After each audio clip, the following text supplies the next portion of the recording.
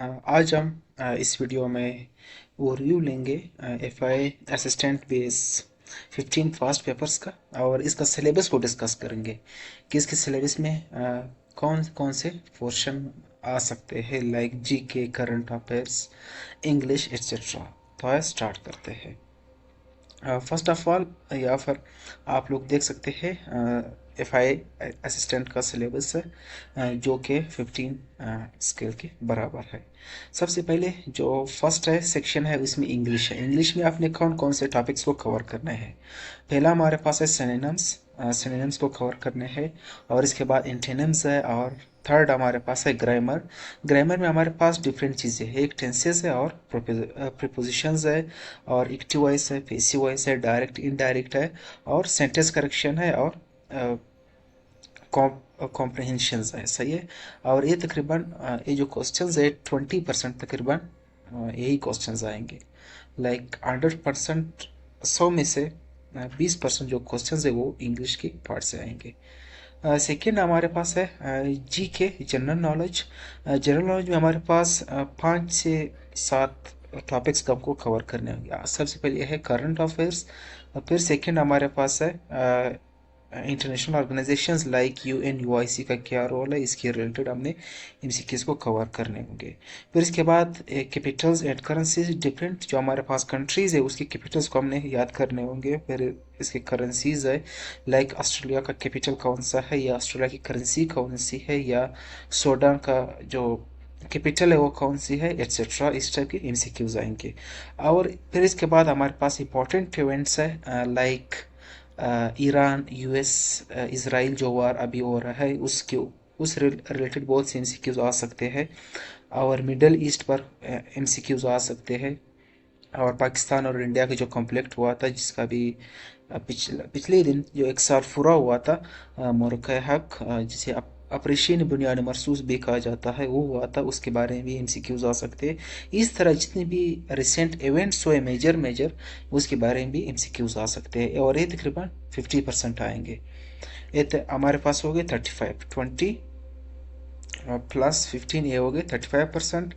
फिर थर्ड की अगर हम बात करें तो हमारे पास पाक स्टडीज़ आता है, जिसमें हम हिस्ट्री ऑफ पाकिस्तान, लाइक 1857 से लेकर 1947 तक जितनी पाकिस्तान की हिस्ट्री उसके बारे में हमने जो पोर्शंस है उसको कवर करने होंगे। फिर इसके बाद हमारे पास आइडियोलॉजी आएगी। फिर क़ायद आज़म रिलेटेड जितने क़ायद आज़म का क्या रोल था अबाउट पाकिस्तान मूवमेंट, उस रिलेटेड एमसीक्यूज आ सकते हैं। और जितने पाकिस्तान के कॉन्स्टिट्यूशंस है, लाइक 1956 हो गया, 1973 और 1962, इस रिलेटेड के एमसीक्यूज आ सकते हैं।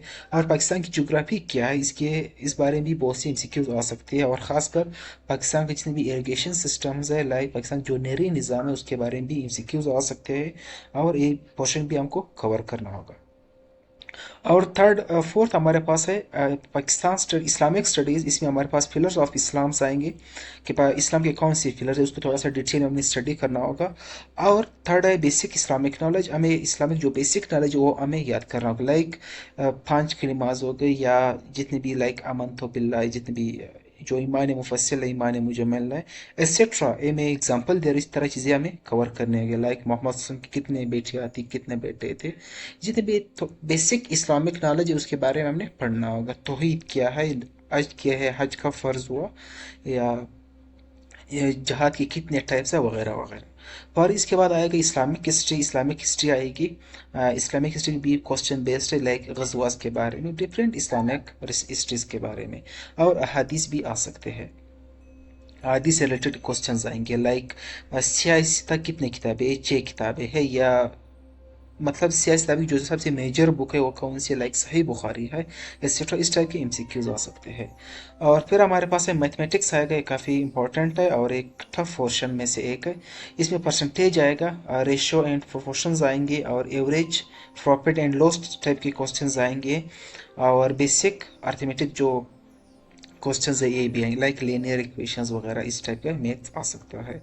और कंप्यूटर से रिलेटेड अगर हम बात करें, इसमें हमारे पास एम एस वर्ड होगा, इससे रिलेटेड एमसीक्यूज आ सकते हैं। बेसिक जो एक्सेल के फार्मूलाज होंगे उस टाइप के एमसीक्यूज भी आ सकते हैं कि एक्सेल के एक्सेल से रिलेटेड, और इंटरनेट पर एमसीक्यूज आ सकते हैं, हार्डवेयर एंड सॉफ्टवेयर पर एमसीक्यूज आ सकते हैं, और आईटी बेसिक्स जितने भी एमसीक्यूज है वो आ सकते हैं। और ये तकरीबन डीप में नहीं होगा, एक बेसिक टाइप के क्वेश्चंस इनमें से आ सकते हैं। और लास्ट में जो एक मोस्ट इम्पॉर्टेंट है, आईक्यू एनालिटिकल रीजनिंग क्वेश्चन भी आ सकते हैं, लाइक सीरीज हो गया, कोडिंग डिकोडिंग टाइप के एमसीक्यूज हो गए, और लॉजिकल रीजनिंग के क्वेश्चंस हो गए।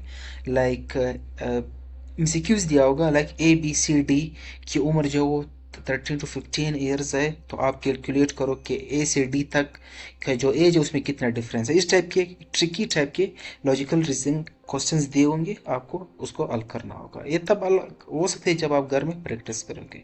और एवरीडे साइंस आएगा, इसमें भी बेसिक्स होगा, लाइक ह्यूमन बॉडी से रिलेटेड होगा, like power house of cell क्या है, माइटोकॉन्ड्रिया है, और प्लांट सेल या एनिमल सेल में क्या डिफरेंसेस है।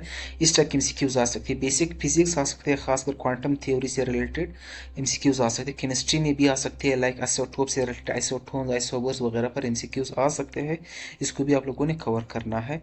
और विटामिन्स पर भी आ सकते हैं, लाइक विटामिन ए किस लिए यूज़ किया जाता है, विटामिन ए की डिफिशियंसी की वजह कौन सी डिजीज़ हो सकती है, या विटामिन डी की डिफिशियंसी की वजह कौन सी डिजीज़ हो सकती है, या विटामिन क्यों ज़रूरी है, इस रिलेटेड के क्वेश्चंस भी आ सकते हैं।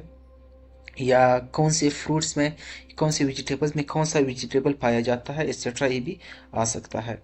और डिजीज़ पर भी आ सकता है, लाइक इस टाइप की एमसीक्यूज भी आ सकती है, लाइक गामा रेज कौन सी डिजीज़ के लिए यूज़ किया जाता है, कैंसर के लिए, या एक्सरे किस लिए यूज़ किया जाता है, वगैरह वगैरह। या सबसे जो शॉर्ट वेवलेंथ कौन सी रेज के, कौन सी लाइट के, वगैरह वगैरह, इस टाइप की एमसीक्यूज आ सकती है। ये तकरीबन 5% यही पोर्शन कवर होगा। और जो एक लास्ट में FI एक्ट एंड ऑर्गेनाइजेशन से रिलेटेड आ सकते हैं, मतलब जॉब पर भी जो भी अप्लाई आप लोगों ने किया जाए, FIM हो या किसी भी महकमे में, इसकी जो बेसिक इन्फॉर्मेशन है आपको हमेशा आप कवर के रखो। लाइक FI है तो FI की जितनी भी बेसिक इन्फॉर्मेशन उसको कवर के रखो। या आप वापडा में करें तो वापडे के बारे में जो बेसिक इन्फॉर्मेशन है आपको मालूम होना चाहिए, या FI आप क्यों ज्वाइन करना चाहते, ये चीज़ें भी आपको क्लियर होने चाहिए, खासकर इंटरव्यू में। और FI एक्ट 1974 के बारे में आप लोग के पास नॉलेज होने चाहिए, फावर्स के बारे में आपको नॉलेज होना चाहिए, और DGFI का क्या रोल है, अभी जो नया एक DGFI कौन है, और FI का स्ट्रक्चर क्या है, उसके बारे में आप लोगों को फास्ट इन्फॉर्मेशन होनी चाहिए।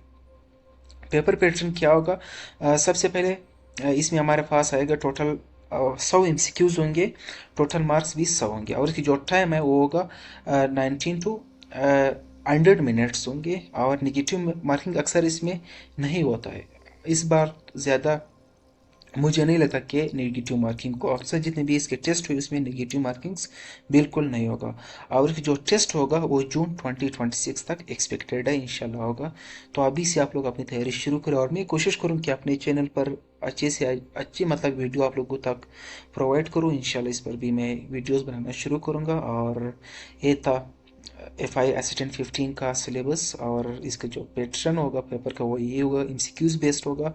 और तकरीबन 5 लाख से 6 लाख अप्लाई हो चुके हैं। तो आप लोगों ने कोशिश करना है, जो आप लोग का एग्रीगेट है थ्रू आउट पाकिस्तान, तकरीबन 95% आपको 90+ आप लोगों को सोचना होगा, क्योंकि कंपटीशन इसमें काफ़ी टफ है। तो अगर 90+ आपका एग्रीगेट आएगा तो आप लोगों की जो एजुकेशन है उसके चांसेस फिर काफ़ी ज़्यादा हो सकते हैं। तो ये थी आज की वीडियो, अगर थोड़ी सी आप लोग को अच्छी लगी हो या थोड़ी सी इन्फॉर्मेटिव लगी हो तो चैनल को सब्सक्राइब करें।